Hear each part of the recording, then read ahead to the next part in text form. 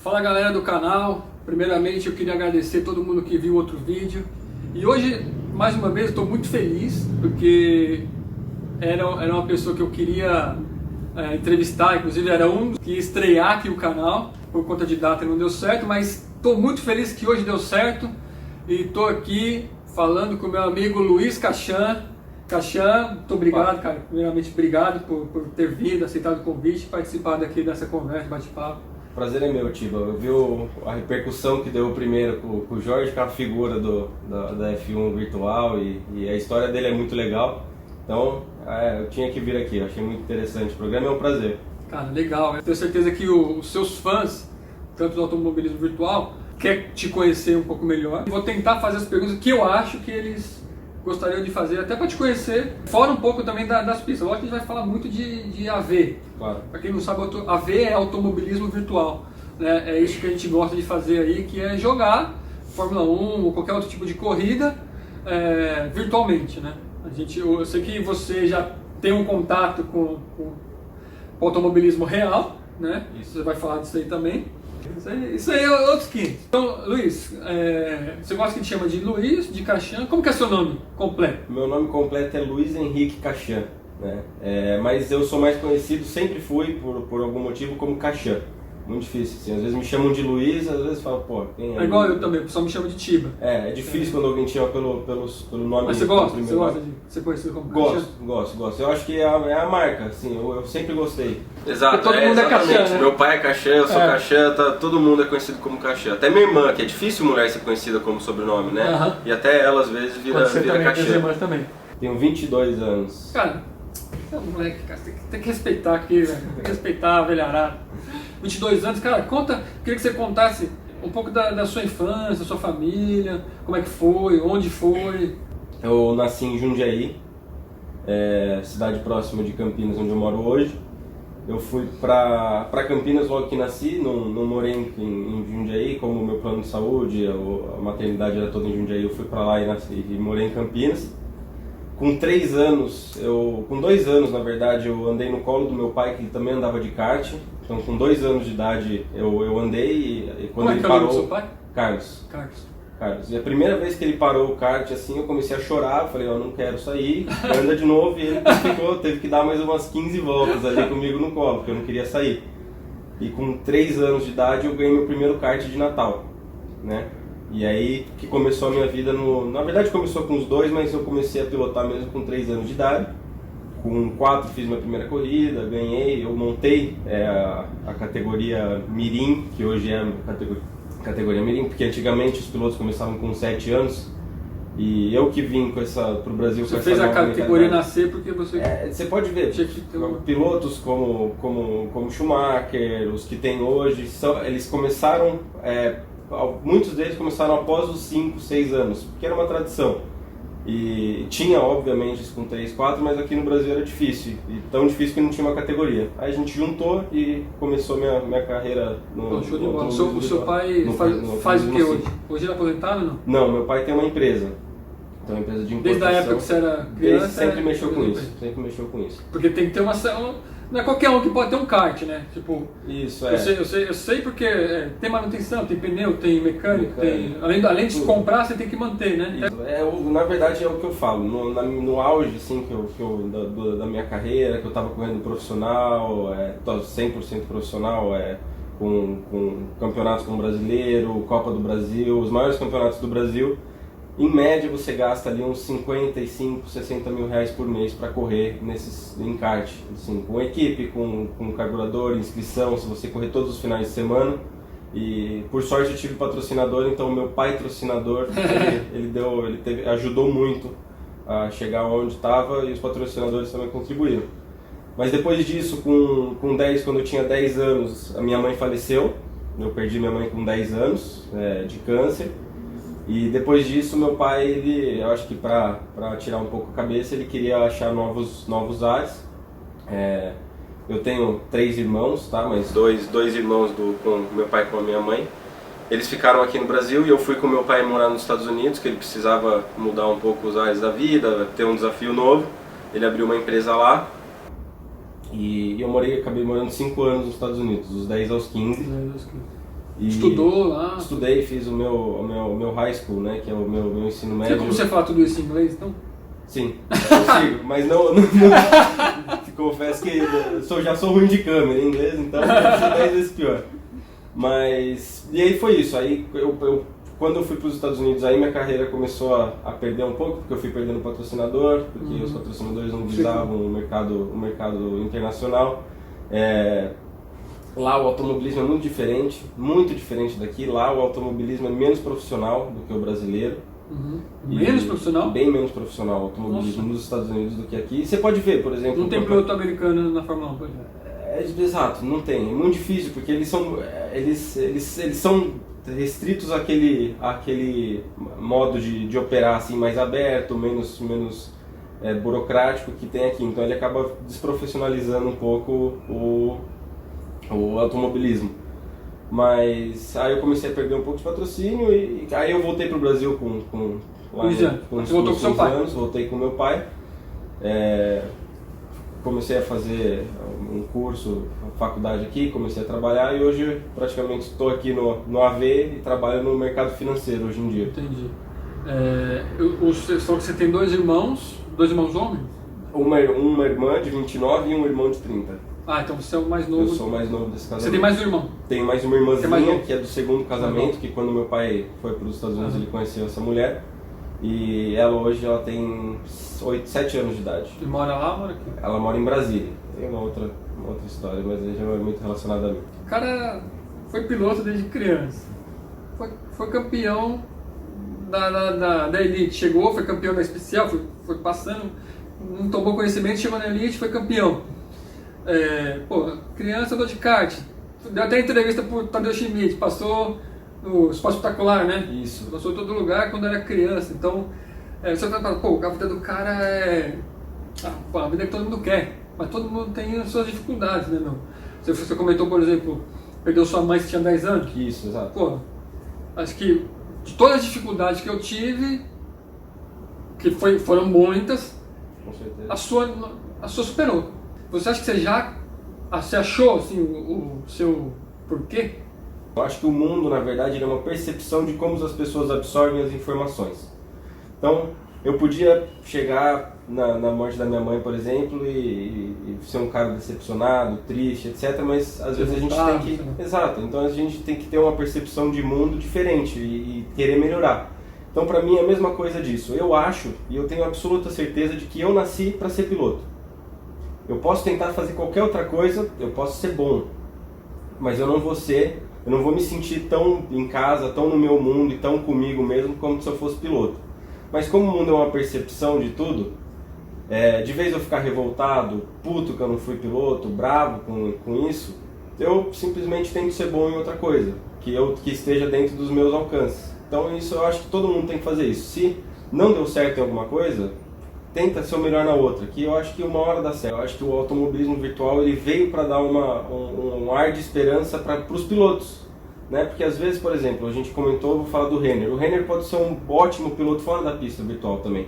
Continuo achando que o piloto virtual não é bom na pista, nem sempre é bom na pista, o piloto que nasceu no virtual, que nem aconteceu com o Brandon Lee, tá? Eu não acho que ele seja um ótimo piloto na pista como ele é no virtual.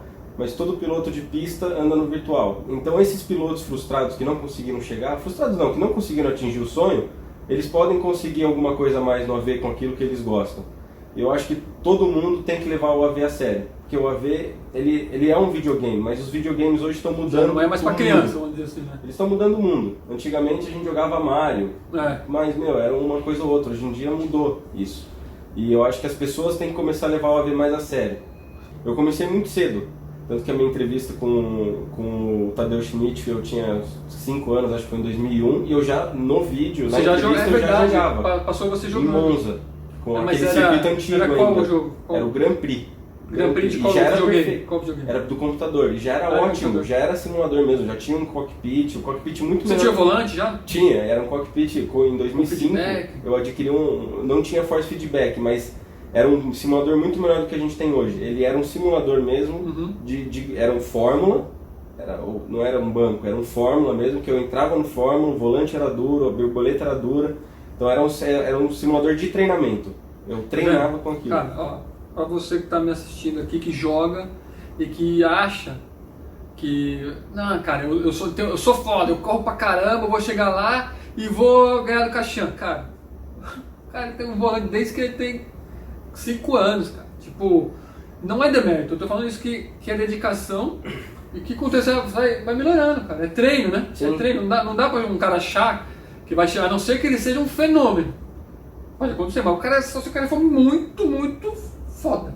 Pra pegar hoje, começar a treinar e achar que vai brigar com vocês. Sim, eu acho que tudo na vida a gente tem que ter o treinamento, mas o treinamento não é tudo. Então, você pode pegar qualquer um moleque novo e fazer ele treinar todos os dias no futebol. Ele nunca vai ser o Neymar. Se ele tiver a habilidade do Neymar, ele vai chegar a ser. Mas você, com o futebol, com o esporte que envolve mais as pessoas, a gente vê mais isso. Porque às vezes o piloto ele tem um puta potencial, mas ele anda lá atrás por causa do carro, que é o Alonso. Então a gente acha que a habilidade, às vezes, ela fica um pouco abaixo do treino. Mas o treino e a habilidade, elas juntas viram um negócio sensacional. Tem muita gente que fica te pedindo dica, como que é isso aí? Tem bastante, bastante. E assim, às vezes não é que... Tem bastante gente que procura dica, que fala, Caxias pode ser meu engenheiro, Caxias como você faz isso, manda a volta. Assim, eu tento ajudar ao máximo mandando minha volta, falando o diferencial, o freio, a estratégia, mas é muito difícil, porque às vezes as pessoas querem uma ajuda que eu não consigo dar. Às vezes as pessoas têm uma imagem errada de mim, porque é exatamente isso que você falou antes, que às vezes você vê, o moleque teve tudo, 3 anos de idade, parece que eu sou um moleque assim, às vezes eu sou meio metido. E às vezes as pessoas têm essa imagem de mim metido e tal. Mas sério? Eu achava que não. Tem, bastante gente tem. Aconteceu até essa semana aí, falando que você é mal metido, exato. Eu vi lá no... Entendeu? Então assim, as pessoas acham que pelas minhas condições, por tudo que aconteceu, eu sou um cara metido, mas jamais. Cara, mas eu já assim, o que eu mais ouvi na minha vida foi falar que eu sou metido. E eu penso muito sobre as coisas. Uma das conclusões que eu cheguei é que 50% das pessoas que te chamam de metido é porque gostaria de ser seu amigo e ainda não conseguiu ser. Perfeito. Acho muito isso. Não se preocupa muito com isso, porque você sabe que não é, as pessoas que te conhecem mais sabem que não é. Até é muito o que os técnicos de futebol falam.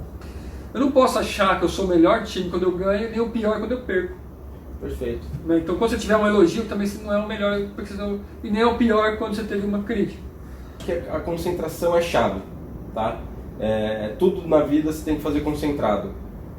Mas eu sou um cara muito emotivo às vezes, sou um pouco explosivo, mas na pista eu sou muito frio. Então eu consigo analisar todas as situações da melhor forma em um curto período de tempo. Então, que nem nas últimas 2 voltas lá na China. Para mim aquilo mostra muito bem o que eu faço dentro da pista. Então eu sei que o Vogel vai fazer e eu já me preparo naqueles últimos 5 segundos, 4 segundos, 3 segundos da freada, o que eu vou fazer para não perder a posição ou ganhar uma posição. Então ali eu não deixo nenhuma emoção, nenhum nervosismo tomar conta. Eu sou o cara mais frio do mundo e eu consigo. O que aconteceu na China? Vamos ver pra galera que não assistiu. Bom, na China, foi sensacional. Na China o que aconteceu? Eu vi que ele estava com um RS a mais que eu e eu vi que ele tinha vácuo e asa. E eu não ia conseguir fugir disso porque já tinham passado um monte de volta e ele estava ali. Isso no finalzinho, faltava 2 voltas, na penúltima volta. E eu sabia que ele vinha rápido, e eu sabia que ele estava segurando, eu conheço o Vogel. E eu sabia que ele vinha para cima nas últimas 2 voltas. Então o que aconteceu?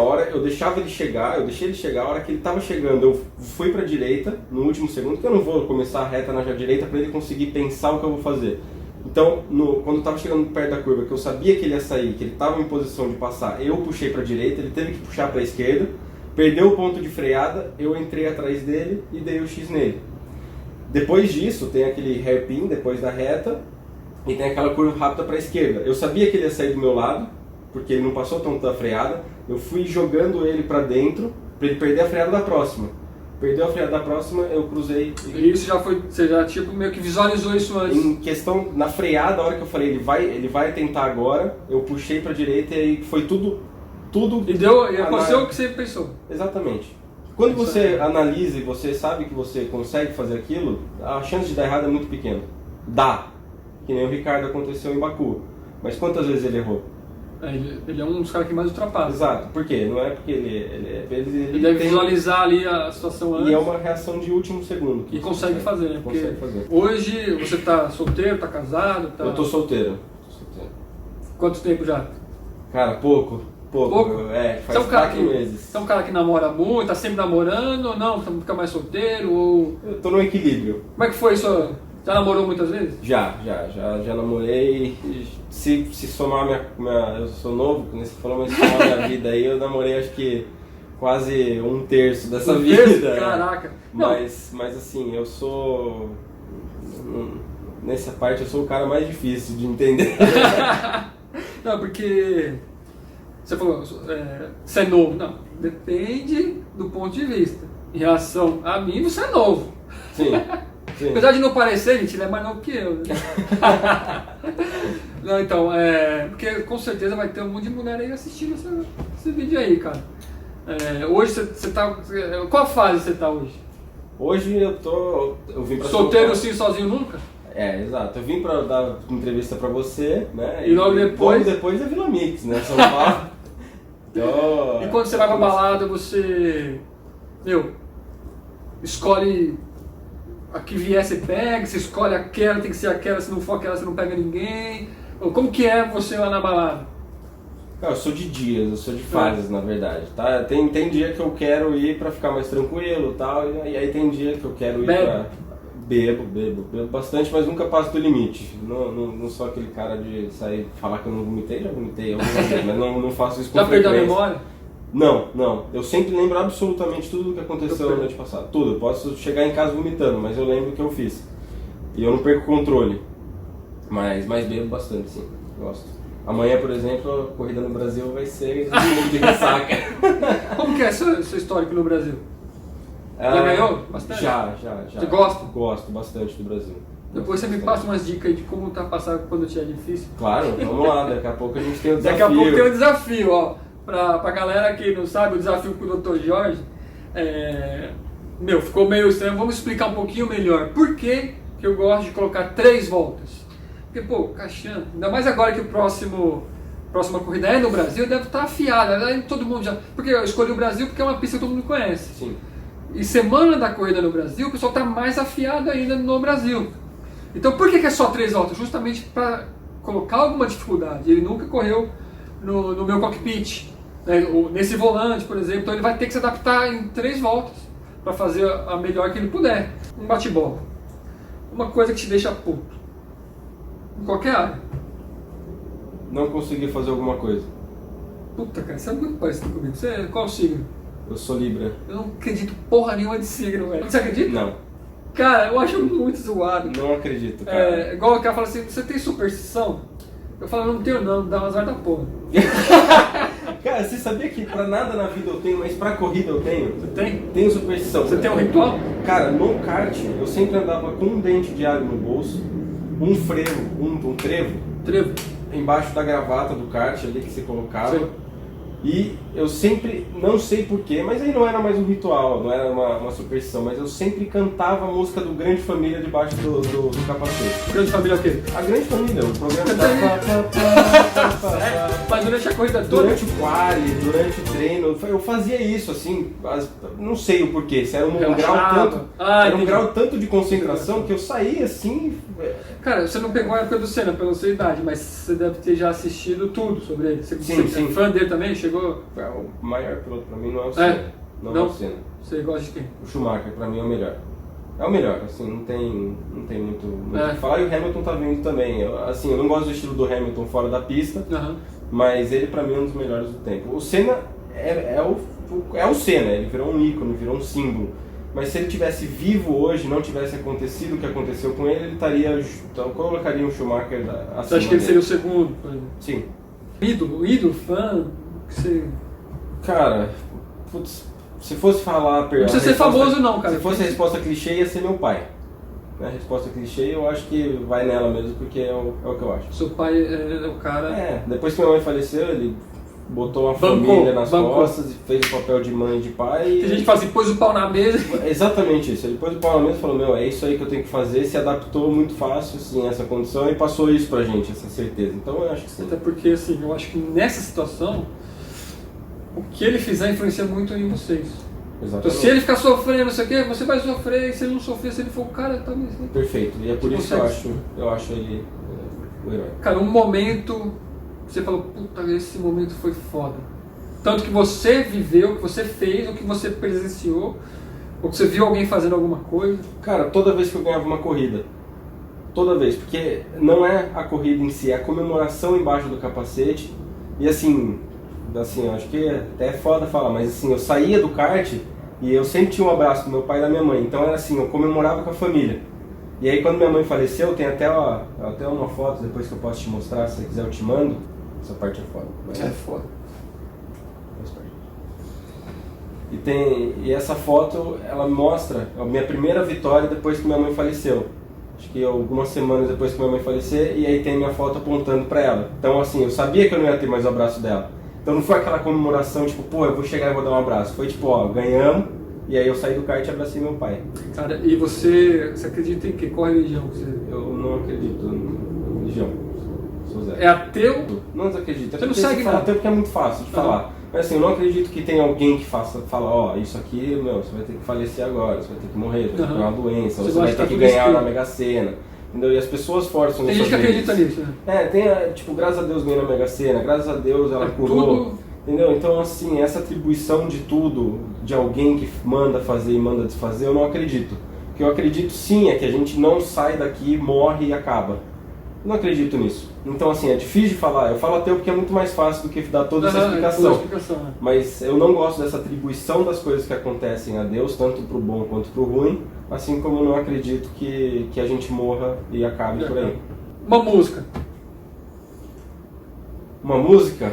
Se eu tivesse que falar aqui agora, Wish You Were Here, do Pink Floyd. Tem alguma situação que você... Tem, porque é uma música que me traz boas lembranças. Boas lembranças da minha infância. Música é lembrança, né, cara? Exato. Pois uma música que você vai lembrar de muito. Pode ser o Wesley Safadão. Se ela te traz boas lembranças, ela vai ser uma boa música. Exatamente. Tocou um funk. Tocou um funk. Balada, cara, depende do meu grau de álcool. do meu grau. Se eu tiver bem pra dançar e falar, meu, é isso aí, eu vou fazer. Agora se for tipo, porra, tô querendo impressionar alguém, tô querendo ali, eu não vou fazer isso, entendeu? Então depende muito da situação. Mas eu sou pro jogo. Você não usa, por exemplo, a dança como arma de sedução pra pegar uma amiga? Não consigo fazer isso. Eu já fui, assim, eu não tive Você não precisa. Eu não tinha essa facilidade antes, tipo, eu era horrível. É que você não precisa. Mas eu era horrível. Então eu tive que aprender a não ser idiota. Entendi. E aí, com isso, a hora que eu fui ficando melhorzinho, foi ajudando muito. Porque eu já sabia... Era muito tímido? Eu era horrível. Era horrível? Nada. Eu te mostro uma foto. Então, você pode até colocar aí. Então, eu parecia o Renner, eu mandei no grupo.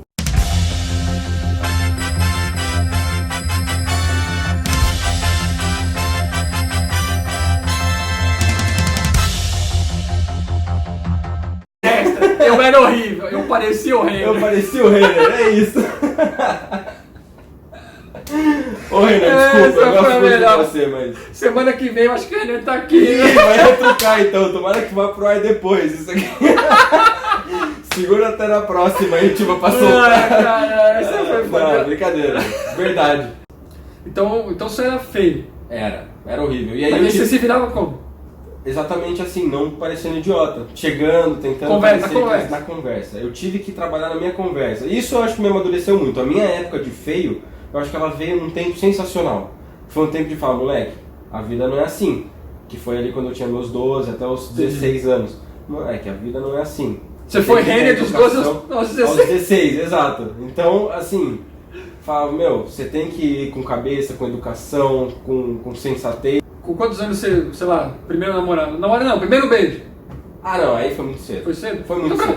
Por mais que você fale que você era feio, você pegava. Sim, não, mas aí se for falar do primeiro beijo, com 10, 9, 10 anos, entendeu? Mas a primeira namoradinha, a primeira coisa mais séria assim, foi lá com os meus 16. É que já é outra época, eu fico confundindo com a minha época, que um beijo era muita coisa. Não, ixi.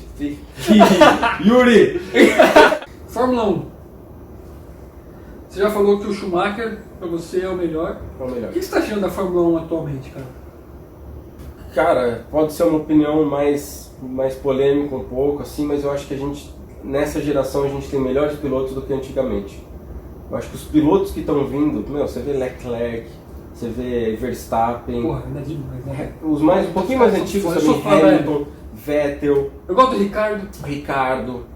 O Hülkenberg, querendo ou não. Gasly também. Então você vai ver muita gente, né, cara? E antigamente você não conseguia citar. A gente citou aqui em questão de 10, 15 segundos, 7 nomes. Antigamente você fala o quê? Senna, Prost, Rio. Rio? Não, Rio é zoado. Assim, Ele foi campeão, mas assim, foi no carro. Ele pode ser considerado um piloto bom pra época, porque ele foi campeão. Foi campeão. Entendeu? Campeão já tem alguma coisa a mais. Exato. Então o Bottas hoje, por exemplo, não acho ele um grande piloto. Por isso que ele mesmo com o melhor carro, ele não consegue se destacar. Ninguém tem esse ano tá bom? Não. Você acha que não? Assim, ele teve as corridas dele, mas você vê na China, por exemplo, ele só chegou em segundo em Bahrein. Ele só chegou em segundo porque correram aqueles outros problemas. Ele não chegaria em segundo. Ficaria em quarto, em quinto. Mas a última corrida agora ele ganhou. Ganhou. Ele tem os pontos dele. Mas pra ser campeão, eu não acho que ele esteja. Por isso que eu falo, mesmo com o melhor carro. Mas você acha que falta a personalidade dele ou é falta talento mesmo? Falta talento, porque ele não consegue se destacar com o melhor carro, que eu acho a Mercedes o melhor carro hoje. Ele não consegue se destacar com o melhor carro dentre os pilotos ótimos. Então, se você colocasse, por exemplo, o Ocon na Mercedes, ele daria muito mais audiência, ele pilotaria muito mais, ele daria muito mais trabalho para o Hamilton e muito mais medo para o Hamilton do que o Bottas. Entendi. Entendeu? Porque ele é um piloto melhor. Isso é difícil pro cara decidir ali, porque quando eu tava na Williams, ele e o Massa, ele tava bem, né, cara? Tava. Ele dava um calor no Massa. Tava. E ele podia ser considerado um dos grandes, eu colocava ele como um dos grandes. Eu não sei o que aconteceu. Mas cara, ele hoje não é. Eu acho ele bom, cara. Ele é bom, mas ele não é um dos grandes. Você fica puto quando os caras falam assim, antigamente o cara era foda, o cara não tinha nada, isso aqui. Você fica puto, porque eu fico. Cara, eu concordo com eles, que era muito mais difícil de pilotar. Você acha? Eu acho porque os carros eles não eram tão. Eles não tinham tanto software, eles eram mais raiz. Então, assim, hoje tem a facilidade de você não ter que ficar trocando marcha, o braço cansar e todo esse desgaste físico. Tem o desgaste físico, mas é menor. Tá? Mas o carro é mais pesado, o carro é mais potente, o carro é mais... Por que eu acho que quando eu falo que eu fico puto é assim? Porque antigamente o carro quebrava muito. Então os caras não podiam fazer no limite todas as voltas. Uhum. Então era uma ou outra que ele fazia no limite. Tipo, ele fazia uma, dava refrescada e fazia outra. Então não é, então o cansaço já diminui ali. Então ele não está no limite o tempo todo. Uma outra coisa. Sabe o que ele controlava na volta? Marcha, cara. Hoje você sabe. Quantas vezes você muda o botão ali na volta? O piloto tem que ser muito mais inteligente. Cara, é muito mais foda, cara. O piloto tem que ser muito mais inteligente. Fala pra galera aí, o que você muda? Porque os caras não sabem, mas o que você tem que fazer numa volta? Cara, no qual eu vejo bastante gente mudando a RS. Eu não mudo RS nenhum, eu deixo 5, 4 e a volta que você precisa ter o máximo de concentração. Se eu ficar preocupado em mexer em alguma coisa, eu já estou com aquele tiquinho de concentração a menos. Então quali é Mix 4, RS 5 e vai que vai. E na corrida, se você olhar o meu onboard, principalmente o meu, eu acho que o Vogel mexe também, mas é menos. Você vê o meu, o mãozinho do piloto ali, porque eu coloco Mix 1 e RS0 nas curvas de baixo. Mas explica pra galera, pô, o que é Mix 1? O que significa? O Mix 1 é que ele tem o menor consumo e uma menor injeção de gasolina no motor. Então o motor... Então tem Mix 1, Mix 2, Mix 3 pra corrida. Mix 3 pra corrida, exato. 3 é o mais top, que ele consome mais gasolina, que ele injeta mais gasolina dentro do motor. E o RS Por que você não deixa o Mix 3 todo, então? Que é muito difícil você conservar o pneu no Mix 3. Muito difícil. Tanto os traseiros, porque na retomada o motor injeta mais gasolina e ele traciona mais, então você gasta mais pneu, ele tem mais potência fora na saída da curva. E para entrar na curva, é o jogo que faz isso, tá? Você acha que na realidade nunca seria assim. Você não vê o pessoal mexendo assim que nem a gente mexe, porque isso é um... Você acha que entrar na curva de Mix 1 é melhor? É melhor. Porra, mano, que você não falou isso antes, caralho. É melhor. Vai ver que agora eu vou ser melhor, hein? Mix 1 na entrada. Por exemplo... Na redução. Por exemplo, no Brasil. Eu mostro, depois no desafio eu vou falar qual Mix e RS eu faço. Depois do desafio, porque no desafio é só 3 voltinhas ali, você vai ter que... Não, na primeira volta que eu tô aquecendo, ou depois do desafio mesmo, depois do desafio. Depois do desafio a gente faz isso. Aí eu vou falando qual Mix eu faço e qual RS eu faço. Bom, então, aí você falou da gasolina, que você tem que mexer na volta. O que mais? E o RS. Só? Você não mexe no diferencial? Diferencial e freio eu deixo padrão até o momento que eu vejo que eu não estou conseguindo mais ter o carro na mão. Então se eu vejo que o carro está muito traseiro... Então não é por volta, é no feeling, é na sensação. O diferencial passou 10 voltas, começou a desgastar pneu, aí você mexe no diferencial. Se eu vejo que está consumindo muito pneu traseiro, eu jogo o freio um pouco mais para frente, porque aí o carro ele não traseira muito. Você fica olhando o pneu? Ou você fica sentindo? Olho, mas eu não consigo toda hora ficar olhando, porque como eu tô toda hora mexendo no RS e no... Você configura atalhos? Não. Tudo no padrão. Tudo no direcional. Tudo direcional, tudo. Cacete. Outra coisa, você controla esse negócio de temperatura do pneu também? Controlo. E isso, o Mix 1 e o RS0 ajudam a controlar isso também. Porque você consome menos pneu, você entra na curva um pouco mais fraco, sai um pouco mais fraco, mas no total, no geral da volta, você vai mais Uma rápido. pergunta que surgiu esses dias. Surgiu não, tá? Muito tempo mais o pessoal fez esses dias. Setup aberto ou fechado? Você é bom de setup? Não. Eu sou bom de transmitir para os outros o que eu sinto do carro. Teve até uma história engraçada do mecânico, eu tava treinando, eu dei umas 20 voltas no kart oficial, no kart real. Aí eu parei no box para encher a gasolina de novo, fazer outra simulação de corrida, e ele mexeu um pouco, ele fechou um pouco a traseira. Então quer dizer, ele botou... Cambagem não, na verdade no eixo, ele coloca... Assim, né? Não é a cambagem na verdade. A cambagem é aqui, tem um assim também. O toe in, toe out. Toe in. Ele colocou a roda traseira um pouquinho para dentro do eixo, ou seja, o kart ia ficar um pouco mais traseiro, só que ia evitar o oversteer, que é o que a gente conversou sabe o que é o understeer? Eu anotei, né? Tô anotando. Sabe o que é o understeer e o oversteer, né? O understeer é quando você entra na curva e o carro não responde, ele vai sai de frente. É o oversteer, exatamente. O understeer é quando o carro entra, só que a traseira sai demais. Então ele sai de traseira, é basicamente isso. Então eu sei falar essas coisas, eu falo, e aí eu saí, ele mexeu, eu dei 2 voltas, parei no box e falei, cara, tem alguma coisa errada. Eu não sabia que ele tinha mexido, mas eu falei, o kart não tá igual. Aí ele falou, você tinha quantos anos aí?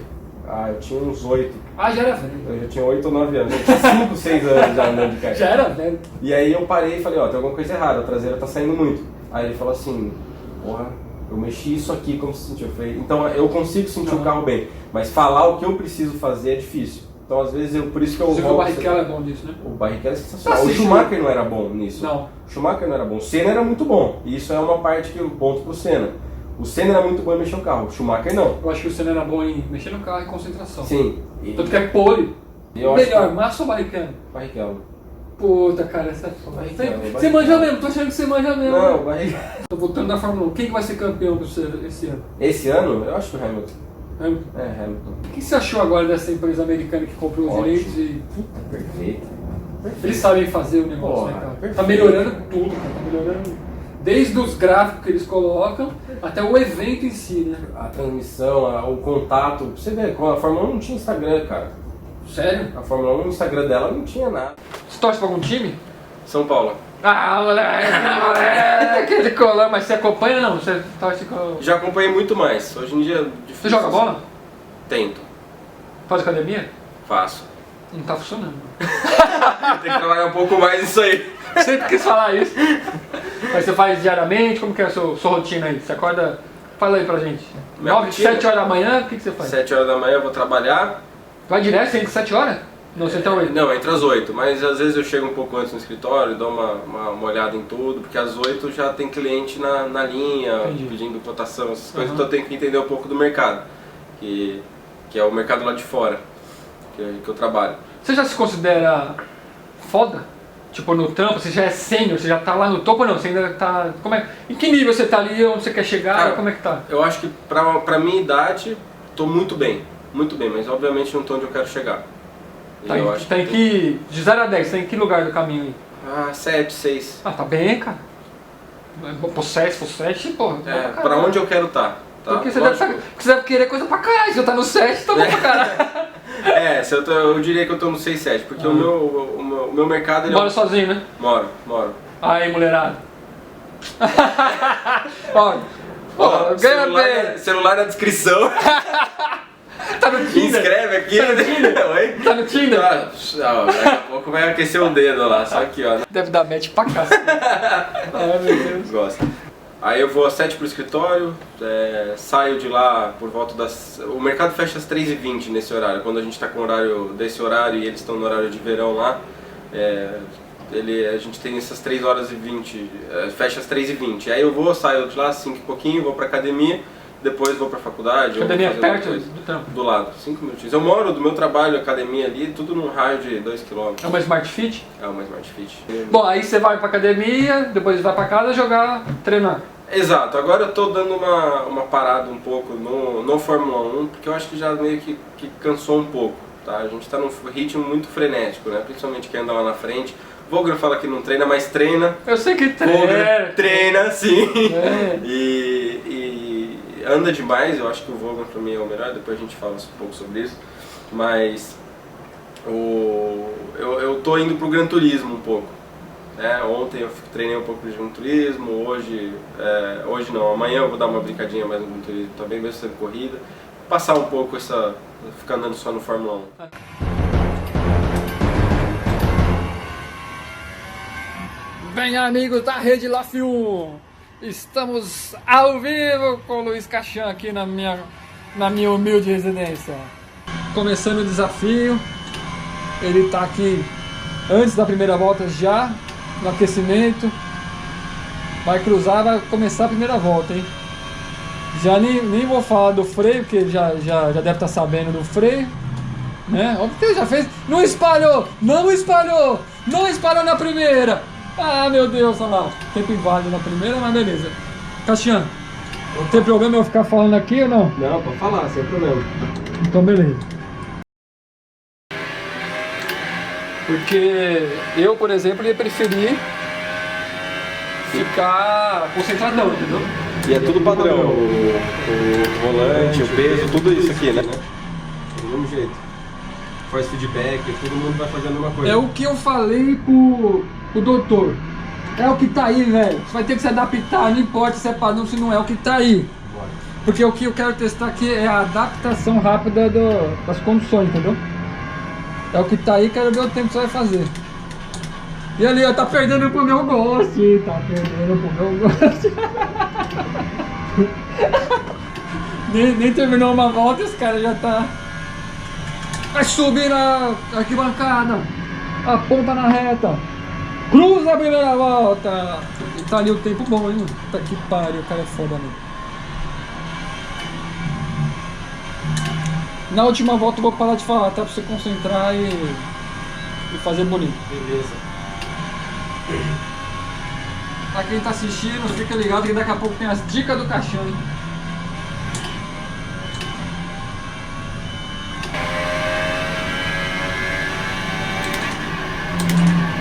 Puta, validou.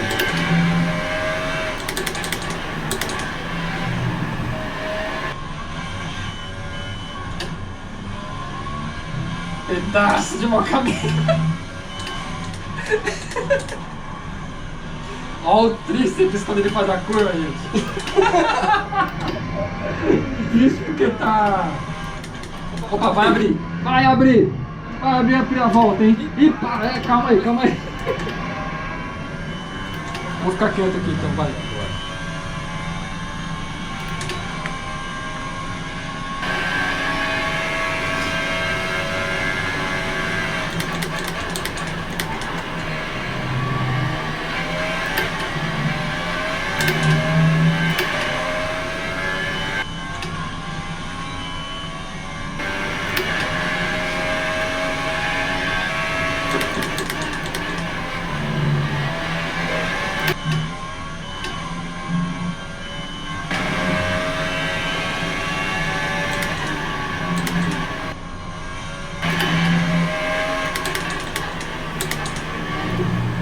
Ixi, eu validei a terceira.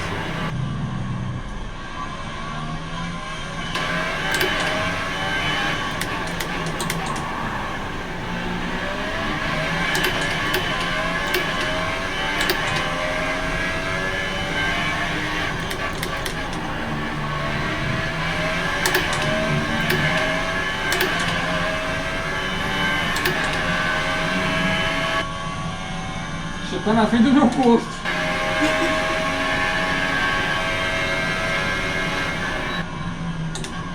Quanto? 18778. Para um 3 do doutor, acho que você tá em primeiro lugar agora, hein? Primeiro lugar. Então a regra vai ser a seguinte: Vai ter os caras que... Ó, o cara sabe da zerinho, Então é o seguinte, Caixão. Vai ter os caras que invalidaram, porque provavelmente eu acho que a maioria vai invalidar. Vai ter um ranking lá. E o cara que não invalidar vai ter outro ranking. Esse foi o vídeo do Caixão. Queria agradecer a todo mundo que assistiu. Se puder dar o joinha, se inscrever no canal, eu agradeço, ajuda a gente. A gente acabou se empolgando tanto ali que acabou nem fazendo o fechamento, mas agradeço demais o Caixão, a visita. Espero que vocês tenham curtido e vamos até o próximo vídeo. Obrigado!